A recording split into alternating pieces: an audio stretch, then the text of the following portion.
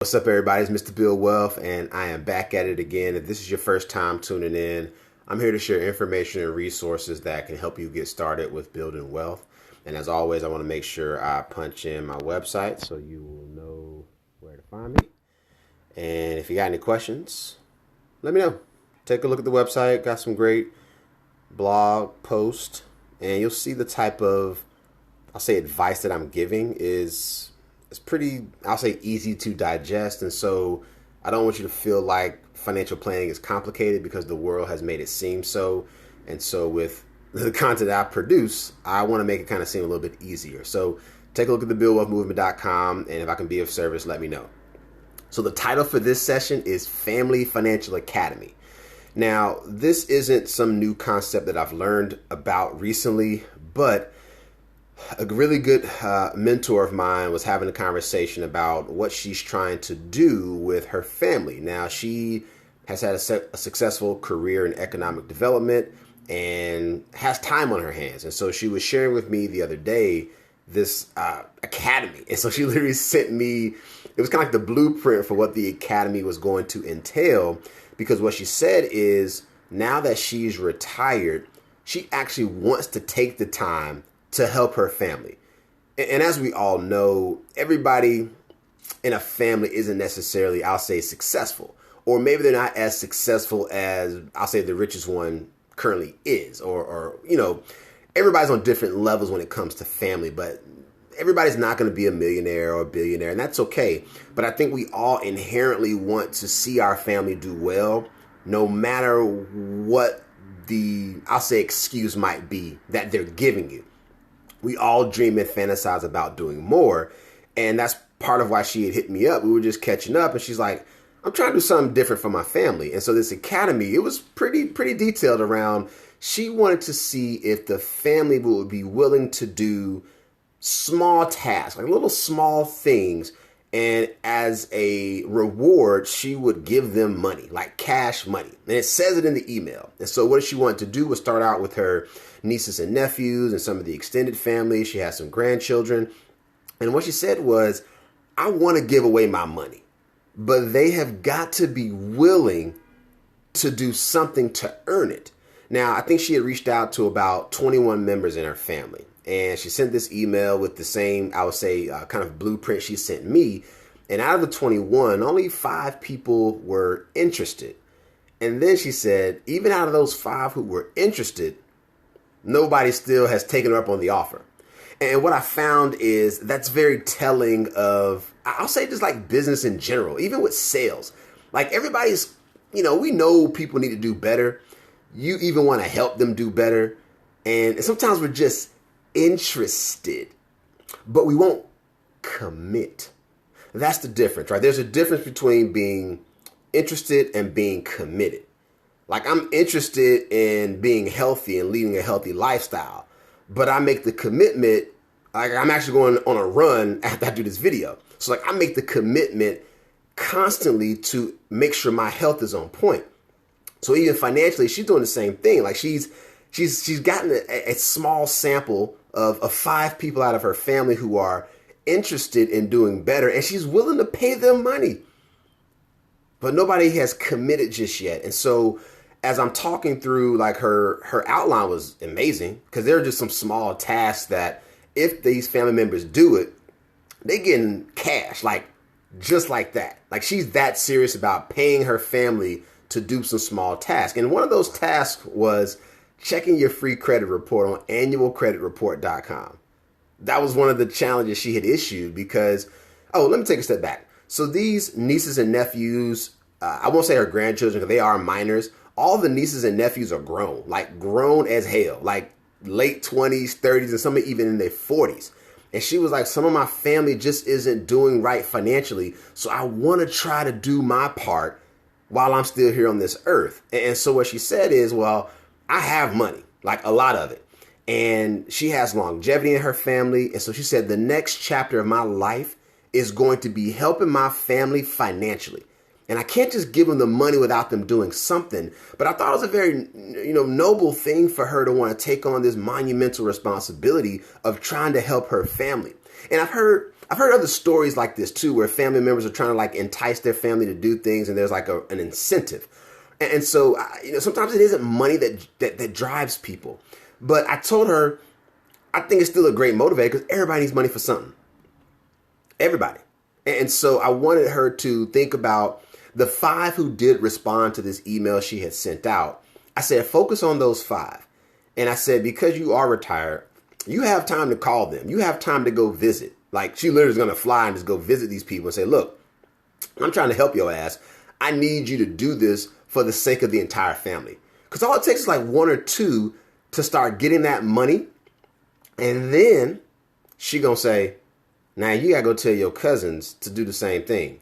Because a lot of times for our family, let's say if you are the successful one, let's say in business, professionally, or even financially, they sometimes still don't believe it. They need somebody else to kind of validate what you're doing. So granted, they know her. They know she's been successful. She's retired pretty well off. But sometimes even that's not enough. And so you're going to have to get those buy-in from the 5 that responded, that they were interested. And I said, and out of those 5, maybe only 1 or 2 will begin to do some small things and start taking some of your money. And she kind of laughed because she's like, isn't that sad that I can't even give my money away? And I said, yeah, that's humans. I tried the same thing. Like I told her about my Project 100 effort last year. I was doing free workshops, a free hour. An hour with me ain't cheap.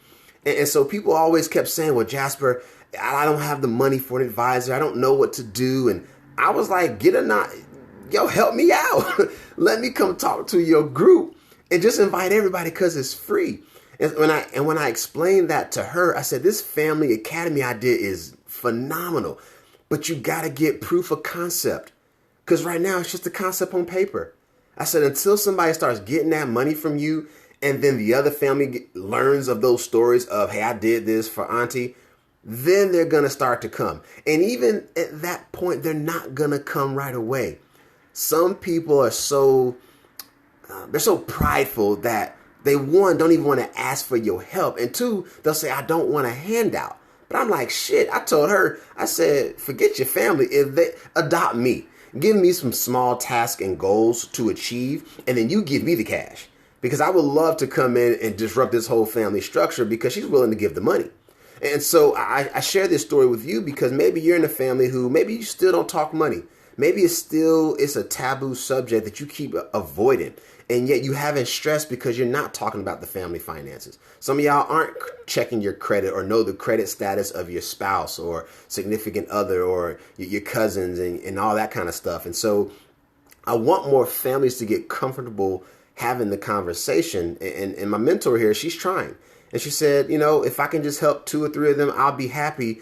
But the goal for her is to talk to all 21 that she sent that email to. And I said, look, the 21, they probably won't all come around ever.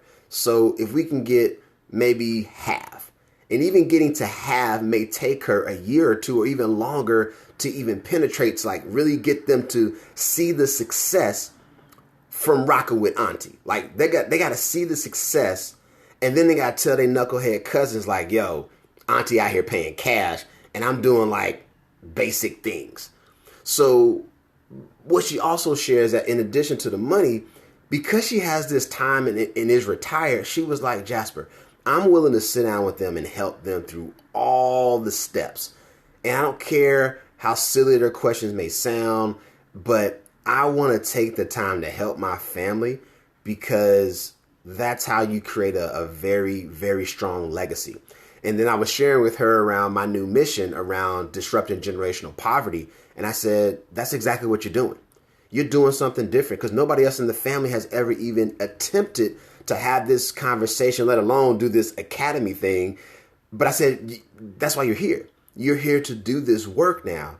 And the fact that she has the time, I'm looking forward to getting these updates. So as you think about your family, maybe you're going to have to do something different and you may be alone for a very long time. But as you start getting the results of whatever it is you're doing with your financial plan, whatever product it is that nobody in your family talks about, once you get that product and then start sharing with them like what it's doing, maybe you had some stress before you did it, but now you've had it for a while and then maybe they'll come along and join you.